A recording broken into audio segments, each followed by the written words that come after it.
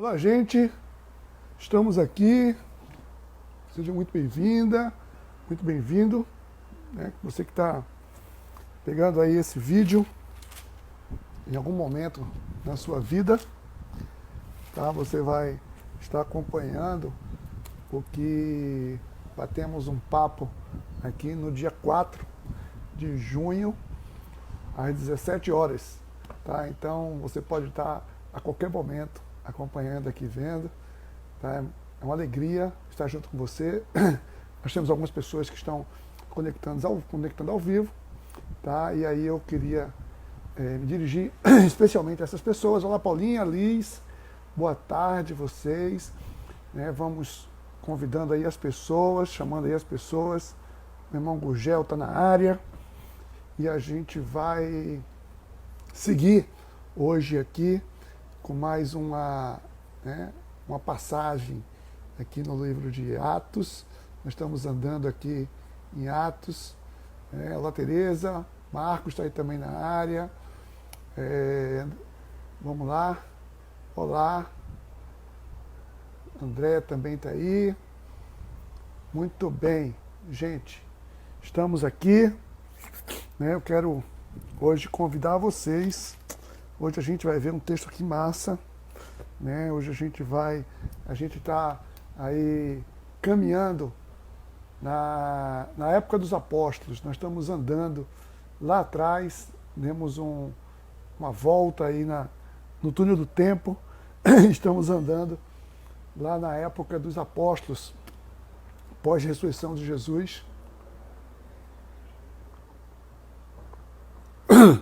E aí eu convido você a já pegar a sua Bíblia, está com a sua Bíblia aí.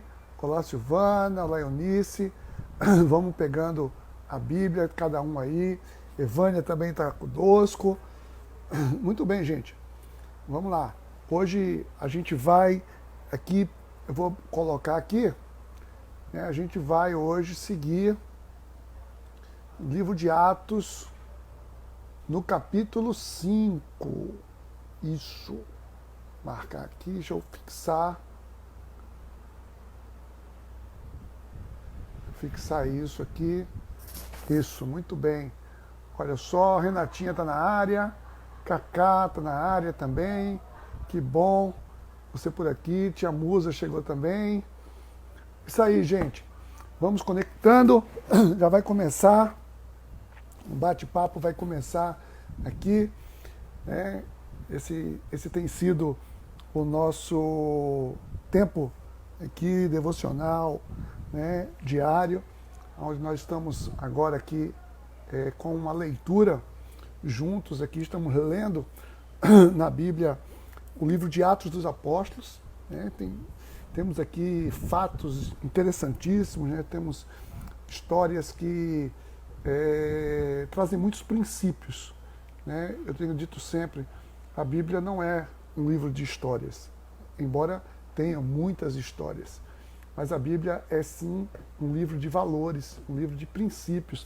Então a gente olha para as histórias não simplesmente com um olhar de quem julga a história, não, a gente olha para a história, do que tudo o que aconteceu e vê ali os princípios que são ensinados, o que é que serve para cada um de nós como princípio, como valor, tá, gente?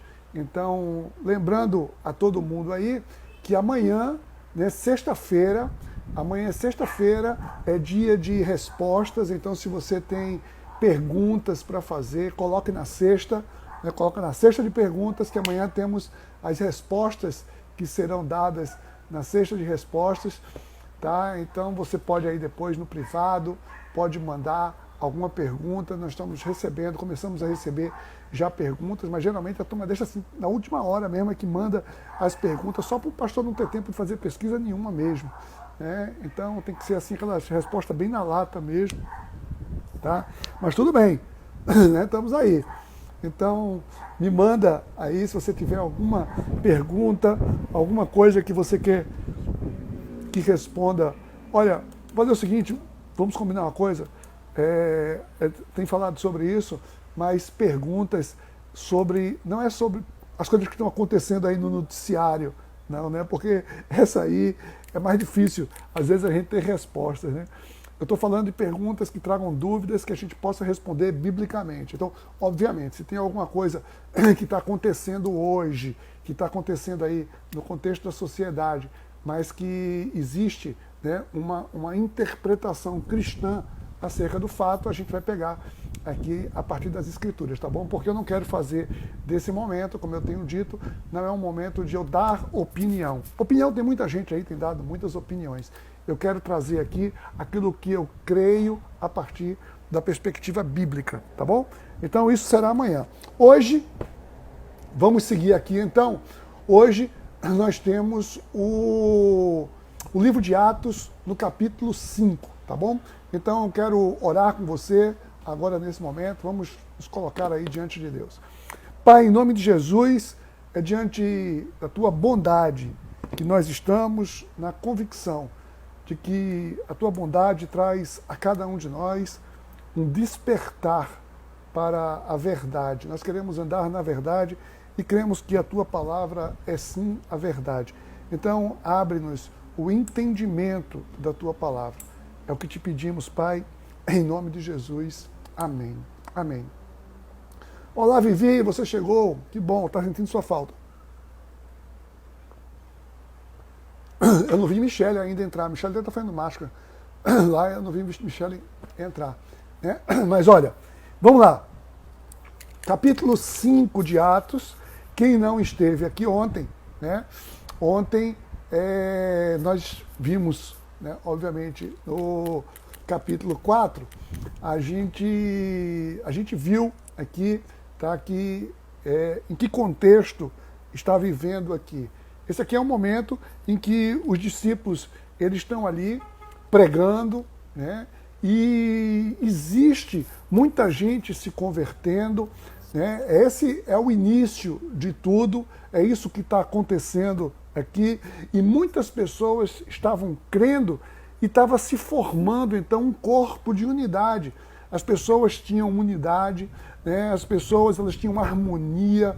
Então, isso é o que estava acontecendo aqui exatamente nesse contexto. As pessoas ajudavam umas às outras e ajudavam de todas as maneiras, né? As pessoas ajudavam umas às outras, inclusive no que diz respeito às suas necessidades materiais.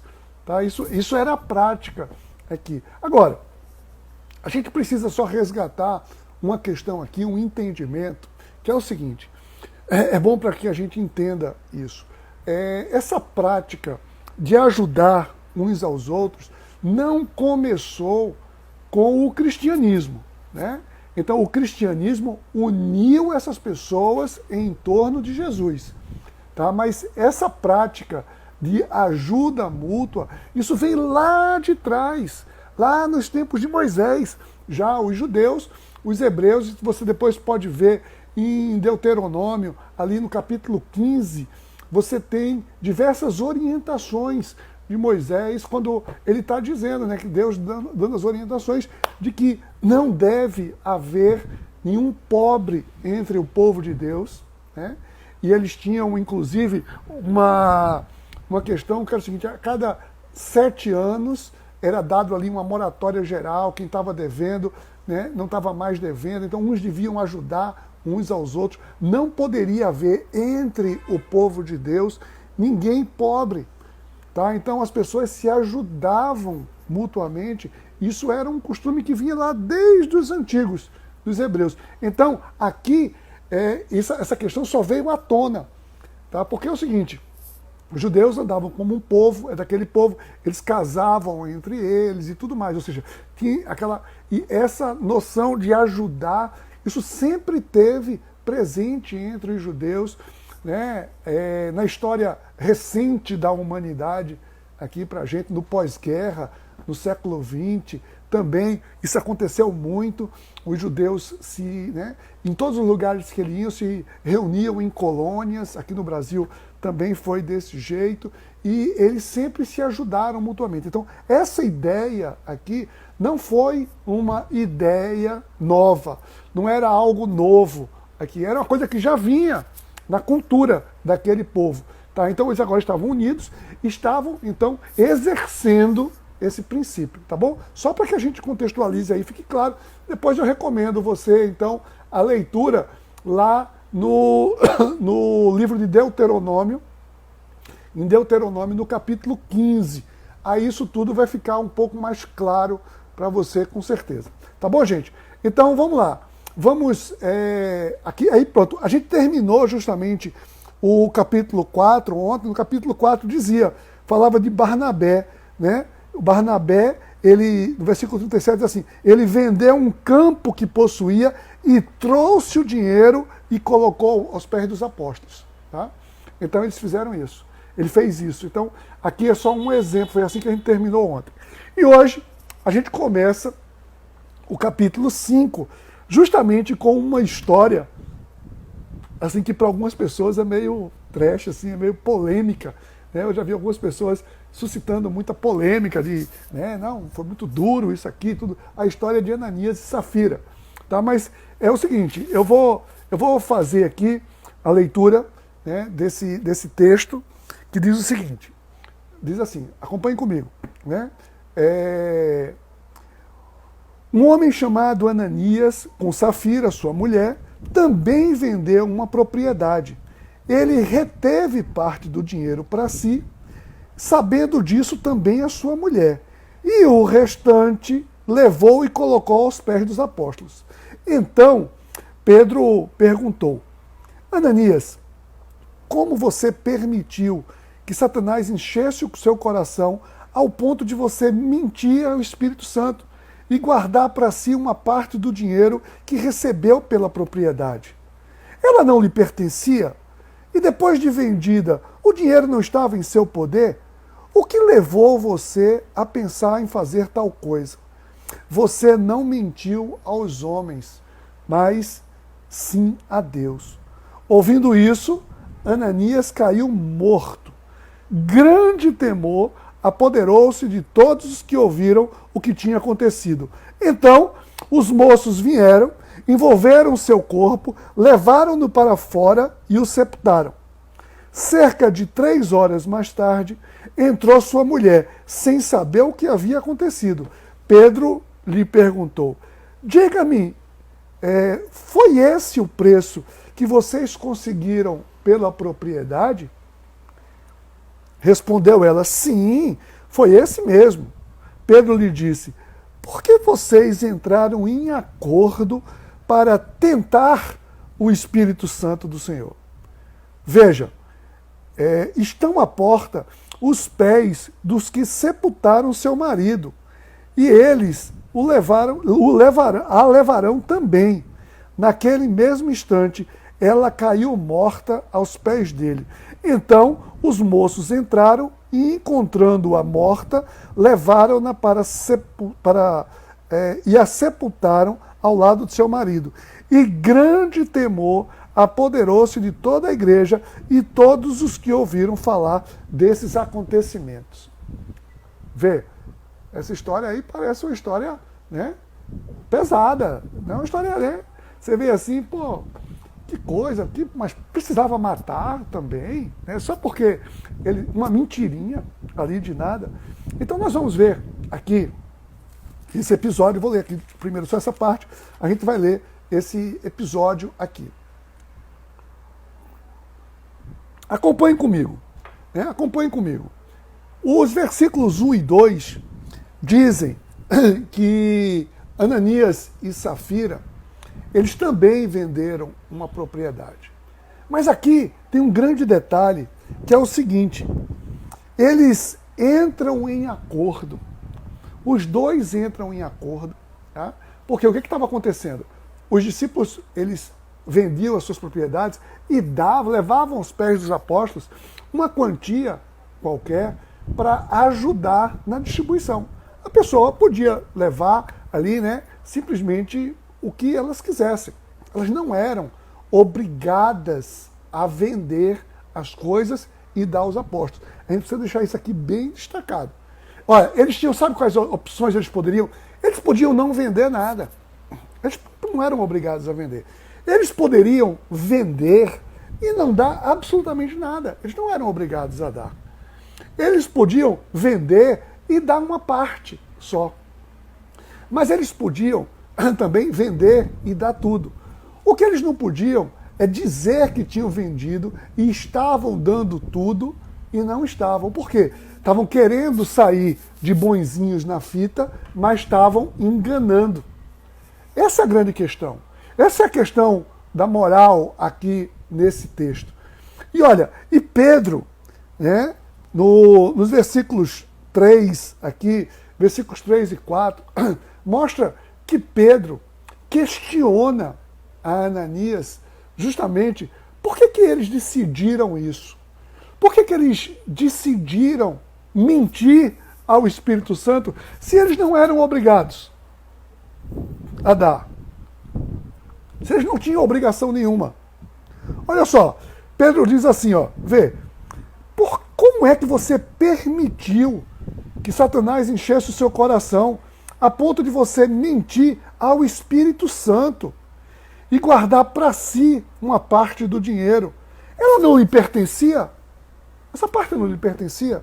O dinheiro não lhe pertencia? E depois de vendida, o dinheiro não estava no seu poder? O que é que levou você a pensar e a fazer tal coisa? Então, a gente precisa entender aqui, né, que o que Pedro está dizendo para Ananias é o seguinte: por que a necessidade de você mentir? E aí Pedro diz, né, no final do verso 4, você não mentiu aos homens, mas sim a Deus. Vê só, então que coisa, né? A pessoa acha que mente para Deus e fica impunemente, né? Acha que mente para Deus, está enganando a Deus. Isso é muito comum, né? Pessoas acharem que estão enganando a Deus. E tem que ver aqui, nos versos 5 e 6, vem aqui a consequência que é muito dura, cruel. Eles podiam ser admoestados, né? Ele poderia dizer, sim, não, poderia ter feito isso, poderia ter feito aquilo, poderia um monte de coisa. Mas o texto simplesmente diz que ele morreu. Morreu. Ouvindo isso, Ananias caiu morto. Olha, gente, eu já vi algumas pessoas tentando dizer que não, essa morte aqui foi uma morte só espiritual, o pecado leva à morte. Né? Mas o texto está dizendo aqui que ele foi morto e foi levado para ser sepultado. É morto mesmo. Tá? Então, pelo que está dizendo aqui, eles foram mortos. Agora, é bom destacar, é bom a gente deixar bem claro, eles não foram mortos pelos apóstolos. Não. Não, ele foi assim, os discípulos, então assim, tem que matar, mata. Não. Aqui foi um julgamento direto de Deus. Deus, ele julgou imediatamente. E aí a gente pode ficar perguntando, por que tanta severidade? Essa poderia ser uma pergunta, por que Deus foi tão severo com Ananias? Por que logo matou? O versículo 6, ele diz assim, no versículo 5 ainda diz, grande temor apoderou-se de todos que a viram que tinham acontecido.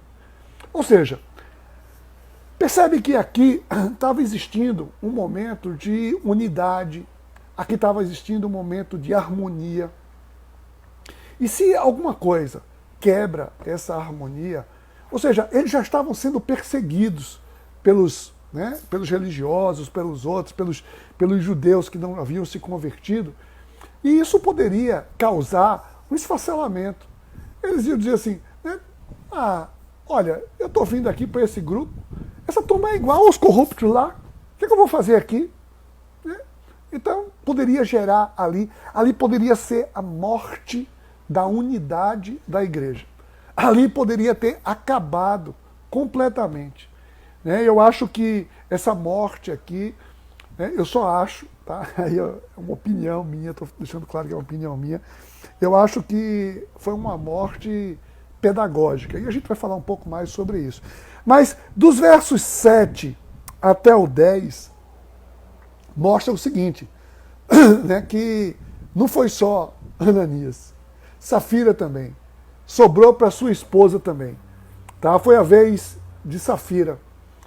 E naquele momento, Safira chega, né? Diz aqui, 3 horas mais tarde, tinha dado um tempo, entrou a mulher, sem saber o que tinha acontecido ali, e Pedro lhe perguntou, diga-me, foi este o preço que vocês conseguiram pela propriedade? Ou seja, eu entendo aqui que Pedro, naquele momento, está dando àquela mulher a oportunidade dela falar a verdade. Pedro não chegou logo dizendo, mas Safira, vocês combinaram lá, pô, Ananias, foi fulminado ali por Deus. Não. Pedro dá a chance, né, de ver se Safira ela iria falar a verdade. Ele pergunta assim, foi este realmente o preço que vocês venderam? A propriedade? Ela podia dizer, não, foi maior, mas a gente precisou de uma parte aqui para outra coisa. Ela simplesmente disse, sim, foi esse mesmo. E aí Pedro fica, imagino Pedro aqui entristecido, dizendo, por que vocês entraram em acordo para mentir para o Espírito Santo? Por que você fez um negócio desse? E aqui a gente vê uma coisa. Safira, ela foi, nesse momento, ela foi fiel ao seu marido. Mas ela foi completamente infiel a Deus. Ela preferiu ser fiel ao seu marido do que ser fiel a Deus. E aí, né, ele, naquele momento, no verso 10, diz que ela caiu morta aos pés dele. Então, as pessoas pegaram e levaram para ser sepultada junto com seu marido. Isso pode parecer uma história dura, cruel, mas aqui, no versículo 11, o versículo 11 mostra justamente, grande temor apoderou-se de toda a igreja e todos os que ouviram falar nesse acontecimento. Ou seja, aqui aconteceu exatamente aquilo que a gente tinha falado. Esse fato trouxe um grande temor, um grande respeito, de toda a igreja, de todo aquele povo. Ou seja, isso aqui deu estrutura para aquele povo. E aí você me pergunta, Geiso, tá, e o que aconteceu com Ananias e Safira? Foram para o inferno? Eu não tenho a menor ideia. A Bíblia não fala isso. É possível que eles tenham ido para o céu? É. Porque o julgamento cabe a Deus. Deus pode perdoá-los, dizer, eu perdoo eles porque foi... Mas assim, Deus, ou seja, se Ananias e Safira tivessem continuado vivo ali, eles iriam morrer depois. Em algum momento eles iriam morrer. Então, se eles iam morrer naquele momento ou um momento depois, para mim, hoje, para você, faz pouca diferença. Se eles iriam viver mais 30 anos ou não, para mim e para você faz pouca diferença. Mas para mim e para você, hoje, ver o que a desobediência a Deus leva, isso é um ensino que traz aqui. Então Deus poderia, inclusive, dizer o seguinte, não, venham aqui para mim, eu vou trazer vocês, já acabou a missão de vocês aí, eu trago vocês aqui para mim, mas fica a lição para toda a igreja. E a igreja vai ser formada nesse momento com essa base sólida. E não em uma deturpação de caráter. Porque aqui a gente vê uma deturpação de caráter. Tá? E assim, gente, isso é muito sério. Caráter é uma coisa muito séria. O caráter não é aquilo que a gente faz só para que os outros vejam. É aquilo que a gente faz em secreto. Tá? Isso é caráter. E eles mostraram aqui uma grande fissura de caráter. E Deus estava construindo a igreja, estava sendo formada a igreja. E olha, a gente precisa ver, sobretudo essa questão financeira. Gente, eu digo para vocês, com que temor, com que respeito eu lido com essa questão financeira na igreja. Tá? E eu não sei, sinceramente eu não sei como existe tanta gente hoje, né? E eu não quero aqui apontar absolutamente ninguém, mas que não lida com o temor a Deus quando se fala em questões, inclusive financeiras, em questões de caráter nessa área. Tá? Então, essas pessoas vão prestar contas a Deus. Mas o ensino que está dizendo aqui é o seguinte: é importante, né, obedecer a Deus. Isso traz aqui uma noção muito clara. E aí, a gente vai seguir o restante do capítulo, tá bom? Então, aqui só essa história de Ananias e Safira, ela está justamente aqui nesse capítulo, né, mostrando a questão dessa importância do caráter. E segue o baile aqui. Os apóstolos continuam. Olha só, eu vou ler o restante do capítulo 5, a partir do versículo 12. Diz assim: os apóstolos realizavam muitos sinais e maravilhas entre o povo. Todos os que creram costumavam reunir-se no pórtico de Salomão. Os demais, ninguém ousava juntar-se a eles, embora o povo os tivesse em alto conceito. Em número cada vez maior, homens e mulheres criam no Senhor e lhes eram acrescentados, de modo que o povo também levava os doentes às ruas e colocava em camas e macas, para que pelo menos a sombra de Pedro se projetasse sobre alguns enquanto passava. Afluíam também multidões das cidades próximas a Jerusalém, trazendo os seus doentes e os que eram atormentados por espíritos imundos, e todos eram curados. Olha que maravilha. Versículo 17. Então, o sumo sacerdote e todos os seus companheiros, membros do partido dos saduceus, ficaram cheios de inveja.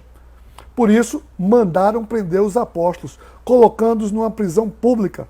Mas durante a noite, um anjo do Senhor abriu as portas do cárcere, levou-os para fora e disse: dirijam-se ao templo e relatem ao povo toda a mensagem desta vida. Ao amanhecer, eles entraram no pátio do templo, como haviam sido instruídos, e começaram a ensinar o povo. Quando chegaram, o sumo sacerdote e os seus companheiros convocaram o sinédrio, toda a assembleia dos líderes religiosos de Israel, e mandaram buscar os apóstolos na prisão. Todavia, ao chegarem à prisão, os guardas não o encontraram ali. Então voltaram e relataram: encontramos a prisão trancada, com toda a segurança, com os guardas diante das portas, mas quando abrimos não havia ninguém. Diante desse relato, o capitão da guarda do templo e os chefes dos sacerdotes ficaram perplexos, imaginando o que havia acontecido. Nesse momento, chegou alguém e disse: os homens que os senhores puseram na prisão estão no pátio do templo, ensinando ao povo. Então, indo para lá com os guardas, o capitão trouxe os apóstolos mas sem o uso da força, pois temiam que o povo apedrejasse. Tendo levado os apóstolos, apresentaram ao sinédrio para serem interrogados pelo sumo sacerdote, que disse: demos ordens expressas a vocês para que não ensinassem nesse nome. Todavia, vocês encheram Jerusalém com a sua doutrina e nos querem tornar culpados do sangue desse homem. Pedro e os outros apóstolos responderam: é preciso obedecer antes a Deus do que aos homens. Deus dos nossos antepassados ressuscitou Jesus, a quem os senhores mataram, suspendendo-o no madeiro. Deus o exaltou, colocando-o à sua direita como príncipe salvador, para dar a Israel arrependimento e perdão de pecados. Nós somos testemunhas dessas coisas, bem como o Espírito Santo, que Deus concedeu aos que lhe obedecem. Ouvindo isso, ficaram furiosos e queriam matá-los. Mas um fariseu, chamado Gamaliel, mestre da lei, respeitado por todo o povo, levantou-se do sinédrio e pediu que os homens fossem retirados por um momento. Então lhes disse: Israelitas, considerem cuidadosamente o que pretende fazer esse homem.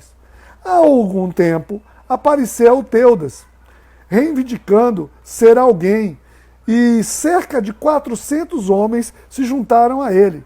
Ele foi morto e todos os seus seguidores se dispersaram e acabaram em nada. Depois dele, nos dias do recenseamento, apareceu Judas, o galileu, que liderou um grupo em rebelião.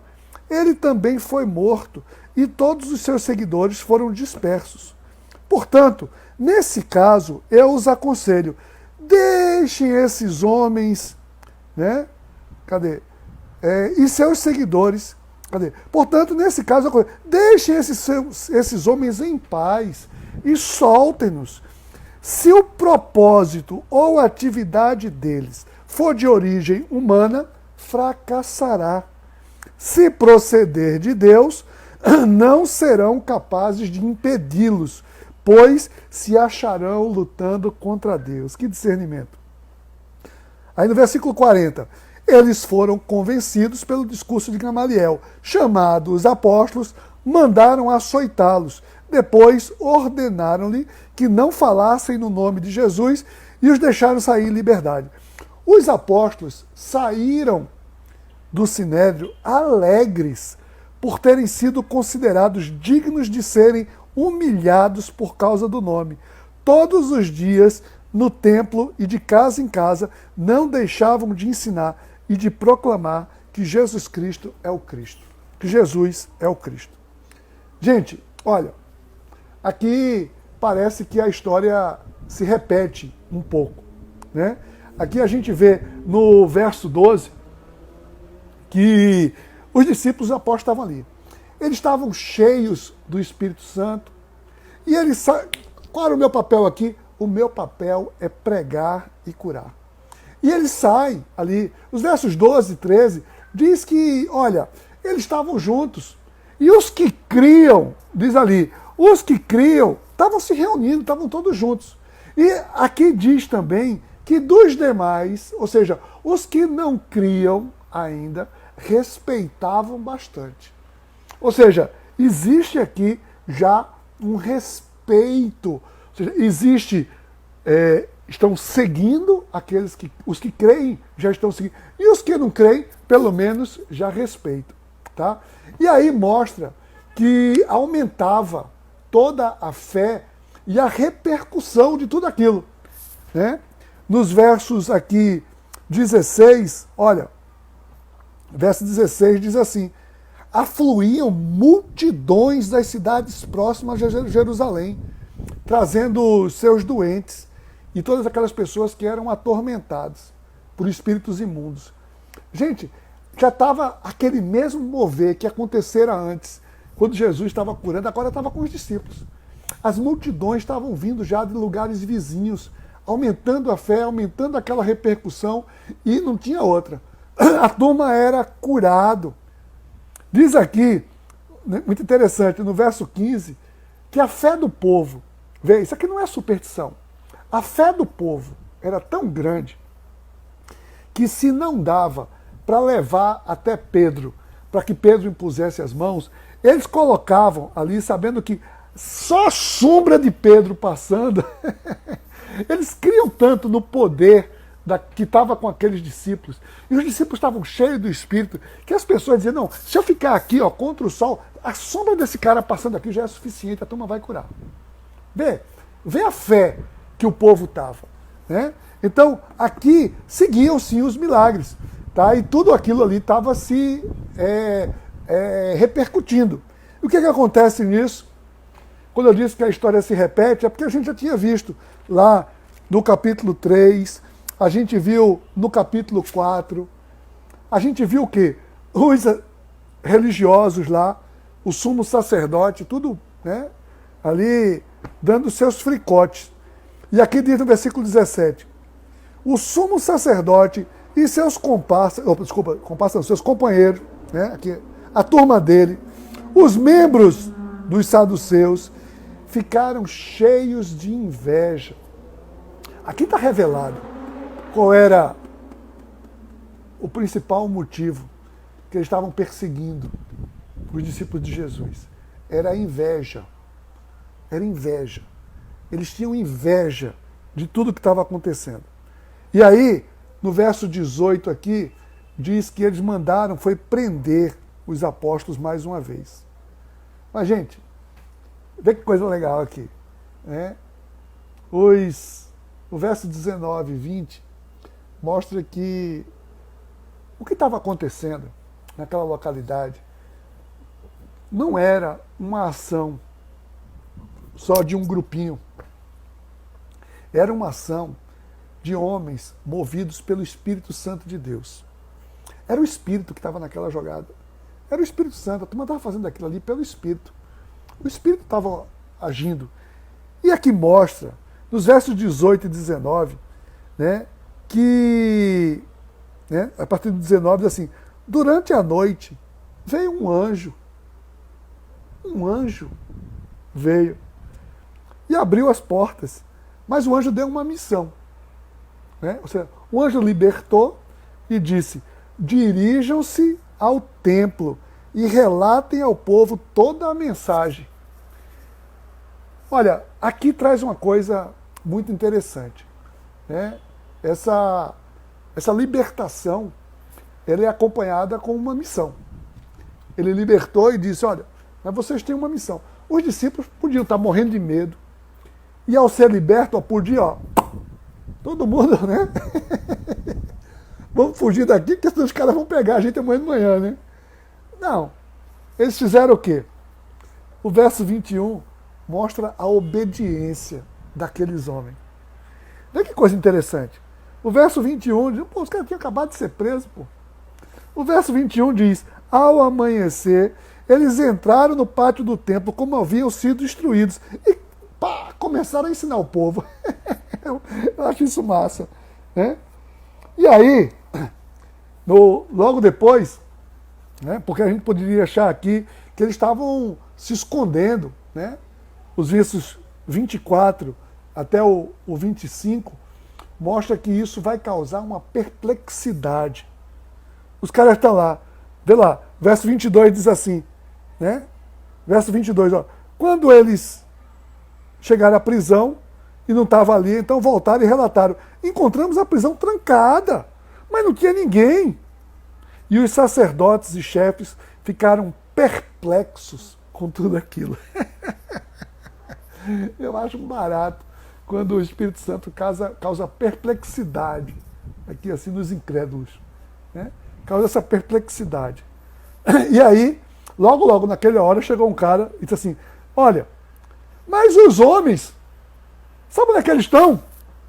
Eles estão lá no pátio, ensinando ao povo. É isso que diz, no verso 25, aqui. Eles estão lá no pátio. Então, dos versos 26 a 27, diz assim, então, aqui tem o capetão, né? Tem um capetão, né? Que é o capitão daqui do cara. O capitão chega aqui e diz o quê? Eu vou levar os caras presos de novo. Mas sem violência. Sem violência. Sabe por quê? Porque eles temiam que o povo apedrejasse. Eles sabiam que o povo agora estava com aquela turma. Eles sabiam. Eles são invejosos, né? Mas não são burros. Eles sabiam que a massa, o povo estava com aquela turma. E aí, eles levam educadamente. Dizem, ó, por gentileza, os senhores poderiam nos acompanhar aqui? E levaram eles. Né? O verso 27 diz, eles apresentaram no sinédrio para serem interrogados. Mais uma vez, eles foram ser interrogados. Né? E aí, eles dizem assim, né? Lembra, aqui está no verso, aí está no verso 28, porque lá em Atos 4, eles tinham dito, ó, eu vou soltar vocês, mas por favor, não fale mais desse nome, não fale mais sobre isso. Né? E aqui ele diz, em Atos 5, 28, ele diz assim, demos ordens expressas a vocês de não ensinarem nesse nome. Todavia, vocês encheram Jerusalém com a sua doutrina. Vocês querem nos tornar culpados do sangue desse homem. Os caras eram frouxos. Os caras estavam com inveja, mas eles estavam com medo também. Eles estavam era, morrendo de medo da turma se voltar contra eles, identificar que a culpa tinha sido deles. E aí, nos versos 29 aqui até o 32, os discípulos começam a pregar de novo. Eles só sabiam fazer isso. Os discípulos só sabiam pregar. Ele diz, ó, gente boa, autoridade, é o seguinte, é preciso obedecer a Deus, mais do que obedecer aos homens. Né? E ele remonta, ele está falando, não é o meu Deus, é o Deus dos nossos antepassados, a gente está falando do mesmo Deus. Foi esse Deus que ressuscitou Jesus, né, que vocês mataram. E Deus o exaltou, colocando à sua direita como príncipe salvador. Mas sabe para quê? Não para condenar quem matou. Ele diz aqui, no final do verso 31, para dar arrependimento, dar oportunidade para Israel se arrepender e ter perdão dos seus pecados. Eu acho isso lindo aqui. Tá? Deus ressuscitou Jesus Cristo, não foi para trazer acusação a ninguém, mas foi para trazer salvação, levar as pessoas ao arrependimento.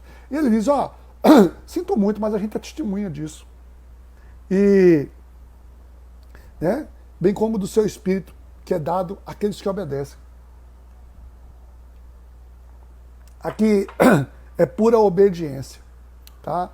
Então, e isso levou os religiosos a, mais uma vez, a ficarem, olha só, diz o versículo 33, eles ficaram furiosos e queriam matá-los. Quando a pessoa está ali com uma indignação na carne e está longe do espírito, ela sente um desejo de matar. Ela sente o desejo de pecar. Lembre-se disso. Toda vez que você sentir um desejo, né, de pecar, de matar, de destruir alguém, você está na carne, não está no espírito. É isso que a gente aprende aqui. Tá? Aqueles homens estavam na carne. E é natural, isso é natural. Isso é a natureza. O sobrenatural é a gente ser transformado. Isso é o sobrenatural. O natural é isso aqui. Isso aqui é o natural. Para mim, para você, para todo mundo. Né? Quando a gente é contrariado, a gente quer se irar. Isso é carne. Carne pura. Tá? Mas aí, vem aqui um texto bacana, dos versos 34 até o 37, que diz que chega Gamaliel, né, um cara sábio, respeitado, mestre da lei, chegou e disse, gente, mandaram os discípulos saírem, manda eles saírem aqui, eu quero falar só com vocês. Disse, gente, olha só, isso vai dar em nada. Aí usa, né, a sua experiência.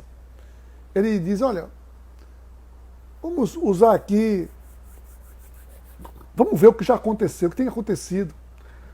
Ele diz aqui, ó, apareceu um tal de Teudas aí, reivindicando ser alguém, bambambam, e tinha uma turma que seguia ele. Teudas morreu, acabou. Depois surge um tal de Judas, um galileu, também liderou um grupo em rebelião. Judas morreu, os seus seguidores, ó, acabaram. Então, aí disse Gamaliel, presta atenção, se for de origem humana, fracassará. Mas se proceder de Deus, vocês não serão capazes de impedi-los, porque vocês vão estar lutando contra Deus. Glória a Deus por isso aqui. Né? Aqui falou uma percepção. Ele disse, ó, se não for de Deus, isso aqui vai fracassar. Até que enfim tinha alguém sábio aqui nesse momento. Né?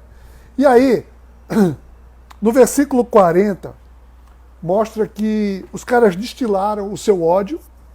Diz assim, ó, eles foram convencidos por Gamaliel, chamaram os apóstolos e mandaram açoitá-los. Vê que ruindade.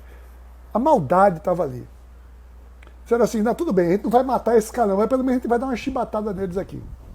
Mandou açoitar eles e depois, né, falaram o seguinte, olha, mais uma vez disseram, não falem no nome de Jesus. E agora vocês estão livres, podem ir embora. Eles destilam o seu ódio. E o versículo 41 vem o que pode ser entendido como um grande paradoxo. Imagina você está ali, você é preso injustamente, você está curando pessoa enferma, você está levando bondade para as pessoas, esperança para as pessoas. Aí você é preso. Aí a pessoa não vê nenhum mal em você, e eu não posso fazer nada com você, eu vou ter que te soltar. Mas mesmo assim, com ruindade, a pessoa te tortura, te açoita. Isso é malignidade. Isso é a maldade, a ruindade humana. Isso é a ruindade humana pura. Como é que você reagiria? O normal é agir com indignação, com revolta, com ódio, com sede de vingança. Isso é o normal. O meu normal, o seu normal. Mas o que acontece com os apóstolos aqui? O versículo 41. Vê só. Vê que contradição. Vê que loucura. O texto diz assim, não sei se vocês perceberam isso. Os apóstolos saíram alegres, por terem sido considerados dignos de serem humilhados por causa do nome. Os caras ficaram alegres. Sabe por que isso?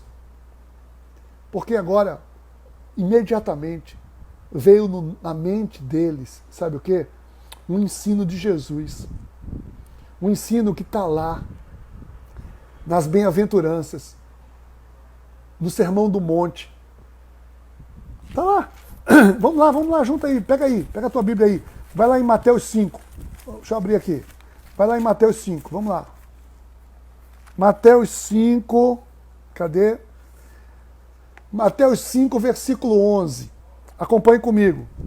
Achou aí? Mateus 5, primeiro dos evangelhos, lá, Mateus 5, versículo 11.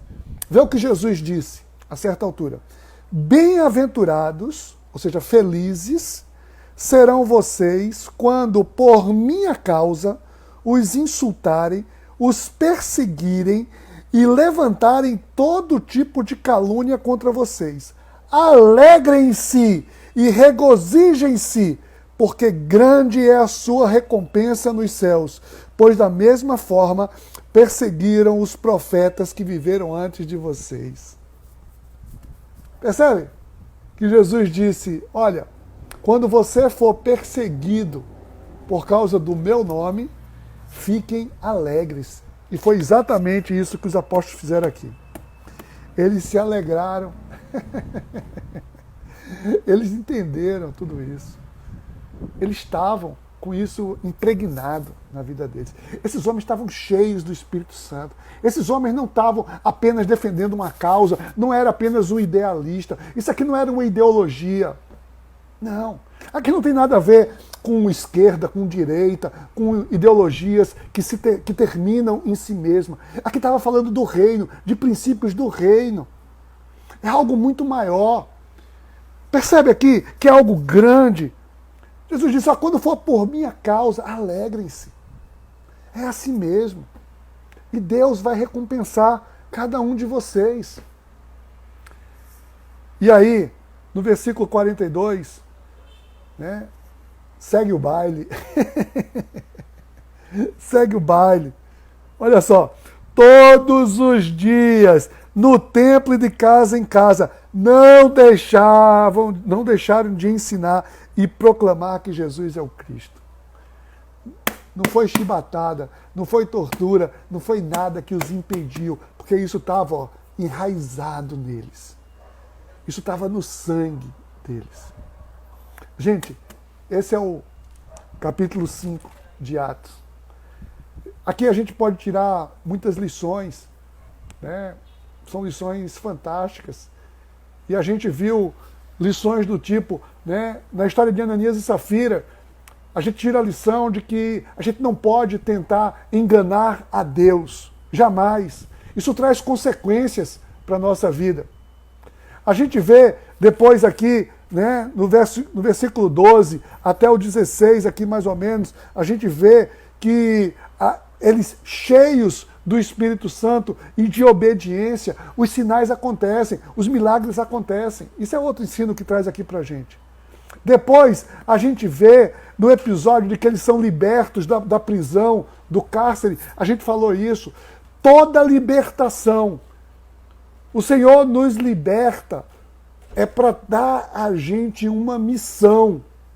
Toda vez que você pedir alguma coisa a Deus e Deus lhe libertar de alguma coisa, peça a Deus, para que está lhe libertando? E eles foram libertados aqui e obedeceram o propósito para o qual foram libertados. A gente tem outra lição aqui, né? A lição de que obedecer a Deus, como eles pregam aqui, não é para condenar ninguém, mas é para levar pessoas ao arrependimento. Essa é a nossa missão, levar pessoas ao arrependimento. Nós tiramos aqui também a lição de que o que procede de Deus, ninguém vai impedir. Como disse aqui Gamaliel, olha, se for de Deus, meu amigo, não vai adiantar. Não vai adiantar. Não adianta mesmo. E a igreja chega até hoje, século XXI, chegou na minha vida, chegou na sua vida, está aqui na nossa casa. E a gente tem aqui a última lição, né? Que a minha alegria, ela está no Senhor. Eu não devo ficar me revoltando quando eu estou agindo em nome de Jesus, não é quando eu estou agindo pela minha própria vontade, eu sou perseguido, parará, pela minha ideologia, eu sou perseguido, aí eu vou me alegrar. Não é isso não. Quando eu sou perseguido por estar, né, quando eu for humilhado por estar fazendo alguma coisa que Jesus deseja de cada um de nós. E lá no Sermão do Monte, que ele diz isso, ele diz, né, uma série de outras coisas. Ele fala que, né, lá em Mateus 5, cadê? Sermão do Monte, aqui, ó. Bem-aventurados aqueles que são humildes, bem-aventurados os que choram serão consolados, bem-aventurados os que têm fome e sede de justiça, bem-aventurados os misericordiosos, bem-aventurados os puros de coração, bem-aventurados os pacificadores. Então, esses que estão em nome de Jesus, esses que estão fazendo isso. Aí ele continua dizendo, aqueles que perdoam, tá? Aqueles que amam. É isso que é estar em nome de Jesus. Quando a gente está fazendo tudo isso, se a gente for perseguido por conta disso, alegre-se. Alegre-se. Pois o Senhor está contigo. Amém? Eu quero orar com você nesse momento, né, que esse ensino ele possa servir para a nossa vida. Pai, em nome de Jesus, nós queremos nos apropriar desses valores, desses princípios, e que a nossa vida, Pai, seja plena da Tua vontade, do Teu cuidado. É isso que nós necessitamos, é isso que nós desejamos, é isso que nós nos propomos. Em nome de Jesus. Amém. Amém, gente? Muito bem. Olha, então aqui a gente fica no capítulo 5. Amanhã a gente dá um break em Atos. Amanhã nós temos perguntas ao pastor. Tá? Então mande a sua pergunta, aquilo que você quiser colocar, coloca aí no privado, aí no Instagram. Tá? E amanhã nós vamos aqui então responder as perguntas. E na segunda-feira estaremos de volta às 17 horas, né, lendo o capítulo 6. Dê uma lida no capítulo 6, né? Pegue o capítulo 6 aí para a sua vida e na próxima semana, a partir de segunda-feira, nós estaremos aqui. Um beijo no coração de cada um de vocês, que o Senhor lhe abençoe ricamente, né? O Senhor possa estar trazendo para você a alegria do seu cuidado. Até amanhã, amanhã estaremos aqui então às 17 horas. Um beijo para todos vocês e até amanhã então.